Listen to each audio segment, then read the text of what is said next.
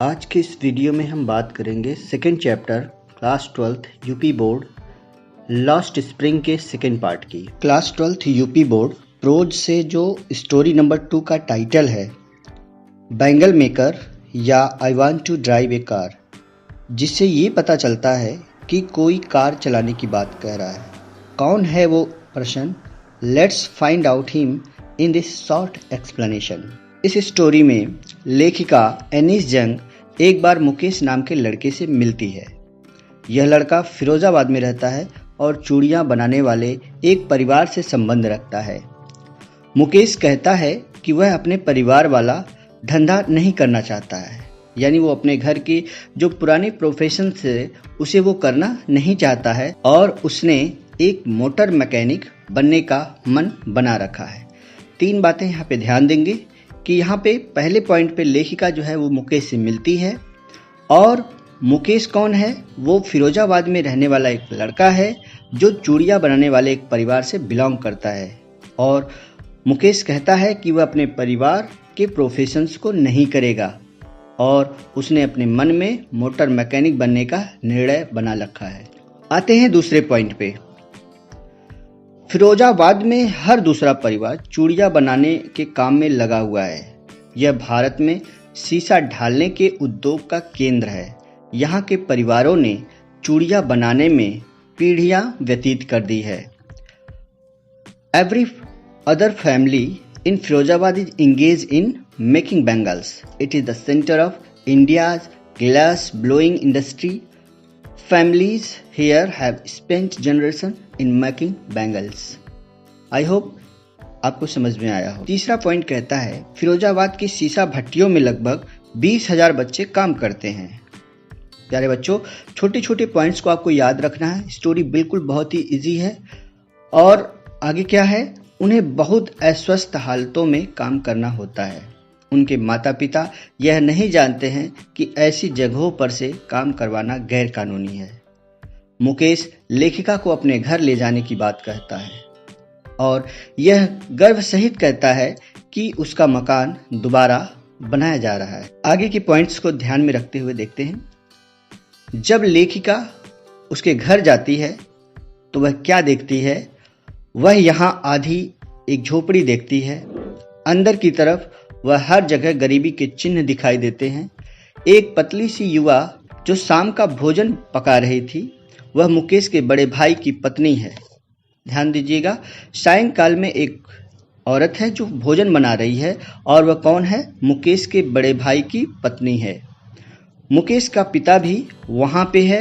वह हर वर्षों से कठिन परिश्रम करता आ रहा है। पहले जब वह एक दर्जी का काम करता था और फिर चूड़ियाँ बनाने का, तो भी वह अपने घर को ठीक ठाक करवाने में असफल रहा है। वह अपने 2 बेटे को स्कूल ना भेज सका, वह उन्हें केवल चूड़ियाँ बनाने का ही काम सिखा सका। 5वां पॉइंट इस चैप्टर का है। अगला कैरेक्टर मुकेश की कहती है कि वह सब उसके भाग्य था। उसका पति चूड़ियों को पालिश करने से, उड़ने वाली धूल से अंधा हो गया था। वह कहती है कि उनका जन्म चूड़ियाँ बनाने वाले जाति में हुआ है और उन्होंने अपने जीवन में चूड़ियों के अतिरिक्त और कुछ नहीं देखा है। इस तरह के सभी परिवार में लड़कों या लड़कियों को अपने माताओं और पिताओं के साथ मिलकर काम करना पड़ता था। उन्हें अंधेरी झोपड़ियों में काम करना पड़ता था। उनकी आंखें बाहर की रोशनी की अपेक्षा अंधेरे की ज़्यादा आदी हो जाती हैं। इस तरह वे युवा होने से पहले ही आंखों की रोशनी को खो बैठते हैं। आगे की पॉइंट में है, लेखिका एक अन्य झोपड़ी में सविता नाम की एक लड़की को देखती है। यह एक बुजुर्ग औरत के साथ बैठी हुई है और शीशे के टुकड़ों को जोड़ रही है। वह नहीं जानती जो चूड़ियाँ वह बना रही है वह एक भारतीय औरत के सुहाग का चिन्ह है। किंतु बगल में बैठी बूढ़ी औरत की कलाई पर अब भी चूड़ियाँ हैं, किंतु उसकी आंखों में कोई चमक नहीं है। वह कहती है कि उसने अपने पूरे जीवन में एक बार भी भरपेट खाना नहीं खाया है।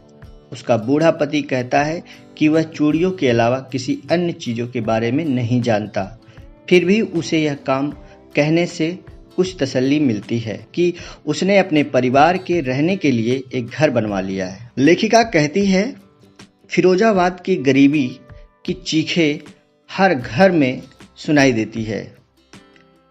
इन गरीब लोगों का शोषण साहूकारों, पुलिस वालों, अफसरशाहों और राजनीतियों के द्वारा किया जाता है। वे अपनी गरीबी और अपने शोषण को साधारण बात मानने लगे हैं। ये लास्ट पॉइंट है स्टोरी का। लेखिका को इस बात से प्रसन्नता होती है कि मुकेश ने इस कुचक्र से बाहर निकलने का निश्चय कर लिया है। उसने निर्णय कर लिया है कि वह एक गैरेज में जाएगा और वहां एक मोटर मैकेनिक का काम सीखेगा। इस तरह से वह स्वयं का स्वामी बन जाएगा।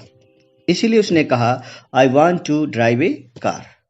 तो प्यारे बच्चों, पूरी स्टोरी में यही है, इसे आप अच्छे से समझ लीजिए और इसी के बेस पे हम क्वेश्चन आंसर को लिखेंगे। आज के लिए बस इतना ही। मिलते हैं आपसे अगले वीडियो में। वीडियो अच्छा लगा है तो वीडियो को एक लाइक करेंगे और चैनल पर नए हैं तो चैनल को सब्सक्राइब कर लेंगे। बाकी अपने दोस्तों में शेयर भी कर देंगे।